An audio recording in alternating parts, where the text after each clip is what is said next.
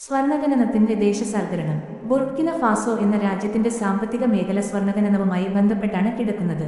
രാജ്യത്തിന്റെ കയറ്റുമതിയുടെ 80% സ്വർണ്ണമാണ്. ലോകത്ത് സ്വർണം ഖനനം ചെയ്യുന്നതിൽ 13ാം സ്ഥാനത്താണ് രാജ്യം.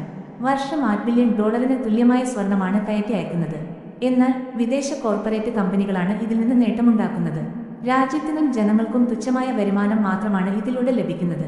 18 ബില്യൺ മാത്രമാണ് രാജ്യത്തിന്റെ വാർഷിക GDP. ലോകത്തിലേറ്റവും വിഭവസമൃദ്ധമായ ആഫ്രിക്ക എന്തുകൊണ്ടാണ് ലോകത്തിലേറ്റവും ദരിദ്ര പ്രദേശമായി തുടരുന്നതെന്നാണ് തന്റെ പൊതുപരിപാടികളിലെല്ലാം ഇബ്രാഹിം ട്രോറെ നിരന്തരം ചോദിക്കുന്ന ചോദ്യം. സാമ്രാജ്യത്വ ശക്തികളുടെയും കോർപ്പറേറ്റ് കമ്പനികളുടെയും കയ്യിലെ കളിപ്പാവകളായി ആഫ്രിക്കൻ രാജ്യങ്ങളിനെയും തുടരരുതെന്നും ട്രോറെ പറയുന്നു. ഈ നിലപാടിന്റെ ഭാഗമായി ഈ ആഗസ്റ്റിൽ രാജ്യത്തെ നിർണായകമായ 2 സ്വർണ്ണഖനികൾ ട്രോറെ ഭരണകൂടം ദേശസാൽക്കരിച്ചു. പാശ്ചാത്യ കമ്പനികളായിരുന്നു ഇവ നിയന്ത്രിച്ചിരുന്നത്.